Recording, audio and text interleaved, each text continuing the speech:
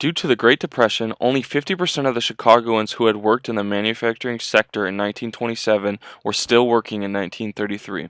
Because of this, the city of Chicago had many unemployed laborers living in slum-like conditions and labeled 36 square miles as hobo land.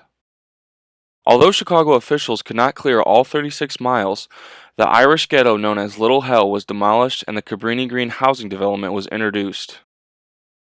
The Chicago Housing Authority initially sought out fiscally responsible U.S. citizens with children under the age of 17 and those without criminal or antisocial tendencies. However, with the start of the Second World War, the project was repurposed to provide housing for war workers and to the families of the servicemen. While this change in policy was justified by the war, it began a chronic pattern of exclusion. To much dismay, no one from the cleared slum was given apartments in the new project, which was made up of row houses. Furthermore, the Chicago Housing Association's rates were more than double the rates of those initially proposed. Following the war, further development of the project continued, but in the form of high-rise structures in order to save money. This followed the pattern of post-war urban renewal, but as the inhabitants' wages rose, they began to vacate. Trouble in the houses began to rise after the murder of Martin Luther King Jr. and were further intensified following the killing of two white policemen in the projects. While some violence was racial, most was gang-related or black-on-black crime. And by the end of the 1980s, every building had gained a nickname based on its gang associations. The 1990s saw a spike in gun violence centered around the tragic death of a 7-year-old boy shot by a stray bullet. Immediately following the killing, a program known as HUD's Hope 6 was created with the intention of correcting the mistakes presented by post-war housing.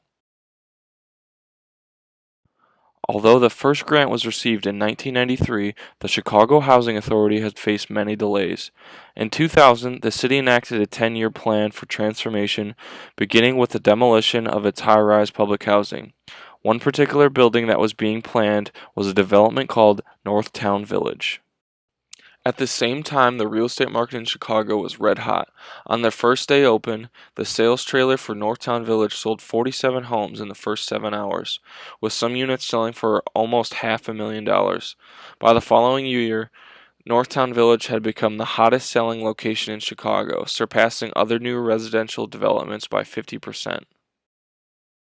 This new development allowed select former Cabrini Green residents to live for free alongside middle-class citizens who would be paying to live in the same buildings.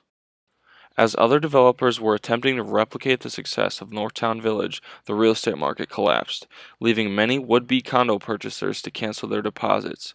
While some market-rate residents who bought in early on have felt trapped, frustrated, and angry, further complicating the situation is the fact that the public housing residents quickly moved into their full share of the units. This resulted in the community tensions where many market rate residents felt misled about the intended mix. Today, there are fewer than 400 replacement public housing units, but there are several developments expected in the coming years. Specifically, a lot at the corner of Oak and Larrabee Streets is slated for development of a 7-story apartment building, rental 6 flats, and 18 for-sale townhomes. The $33.5 million project will deliver a total of 104 units by 2020.